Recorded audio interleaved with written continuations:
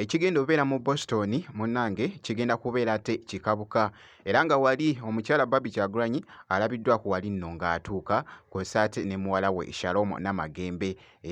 Jjukira nti nno omukulu Bobi Wine ye yasoose okubeera nga yatuuse dda munnange ate wali mu USA. Byengenda okubeera nno ng'ate nga nkutuusakoko maaso awo ate nga King Saha ne Queen Masolo beemiitinze munnange esayidi awo.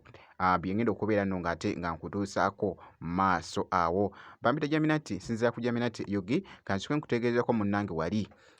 esayidi wali omukulu munnange ate Bobi Wine nga we mbadde nkutegeeza nti nno ye yabadde yatuuse dda munnange wali mu Boston. Kakati nno wagenda kubeerawo munnange ate wali giyite diaspora munnange ate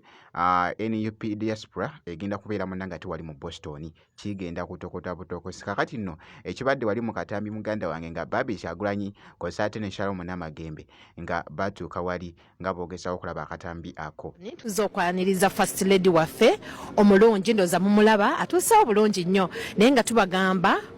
emikolo gigenda kuba nga gitandika bulungi nnyo twagala kuba nga ffenna twetegese bulungi nnyo. First Lady waffe ayingidde obulungi wano e Massachusetts bulungi nnyo buli kimu kigenda kuba nga kitambula bulungi nnyo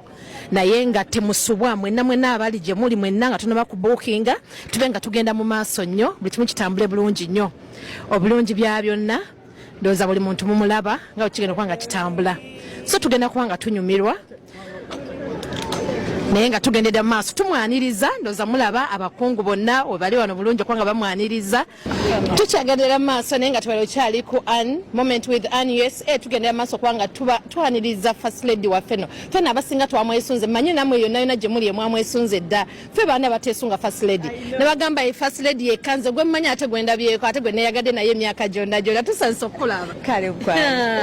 njejjukidde ebiseera ebyo nga tusanse okulaba mukwano abalabi baffe bonna ensi zonna Amerika yonna bakwesunze bannange buli omu bayezeewo singa tubadde Uganda babadde buli kimu bakyeze obulamu ogamba otya alhamdulillah tulaba ozze mu convention 2025 mulamwa ki ogw'omwaka guno? Omulamwa ogwa convention eno nno munene nnyo tugenda mu kalulu protest vote eyo tulina ogyogerako netugisunsula bulungi nnyo naye era awo ndaba manya ensonga z'abakyala zigenda kwogerwako awo wenyini awo twagala otubuulira abakyala ba diaspora diaspora yonna tugitwalya wamu yonna tulaba oli mukyala wa president w'abantu okikoze otya emyaka gyonna abakyala bali balina baami baabwe nga boolaba abakulembeze baffe bano balina bakyala baabwe naye abamu bano because benyigidde mu bintu ebyo bafunyamu obuzibu bagezi kigobawa nga ggwe nze byange ndowooza byanjawulo walimbuuzizza omwami wange akoze atya okunkuuma kuba nange sinzekyo kyekiddako tosobola kumanya ani ataddemu nnyo ani ataddemu nnyo amaanyi oba afuddeyo nnyo mulaba just ku surface naye I'm very sure each side sacrifices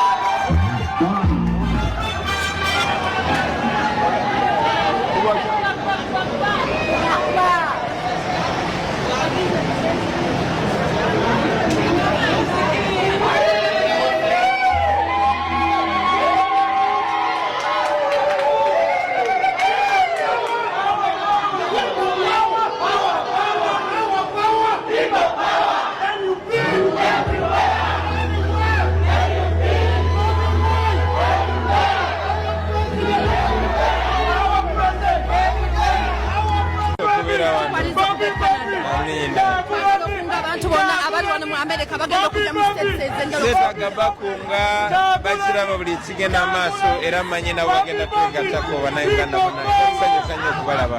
oli president w'abantu abantu bakwagala nnyo naye twagala otubuulire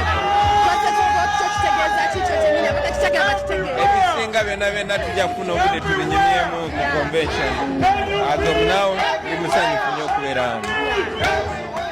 omukulu Bobi Wine nga bw'abadde atuuse munnange ate mu USA era nga bw'olabye esayidi eyo nja kubanga nkuwa update yonna enaafayo esayidi eyo ku mukulu munnange ate Bobi Wine kati eyongereyoko wali King Saha kw'ossa ate ne Queen Masolo bannange beeguddeko munnange essayidi eno.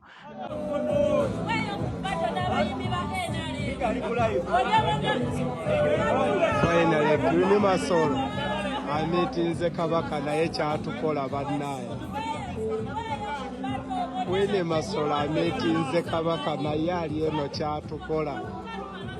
Agambye Kabaka atuweeyo bbato n'abayimbi ba NRM bonna nga Kabaka ali muntu omu.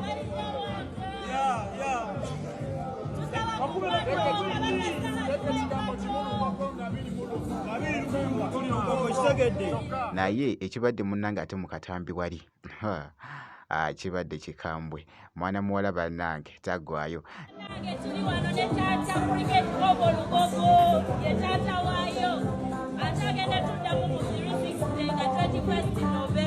Chidamu rekodi ya Lugogo ya jirina atakumanga ya jirina twamutuma tata kukeshi Lugogo wayagalira wajikuba ate kakati ya ina rekodi mwasana.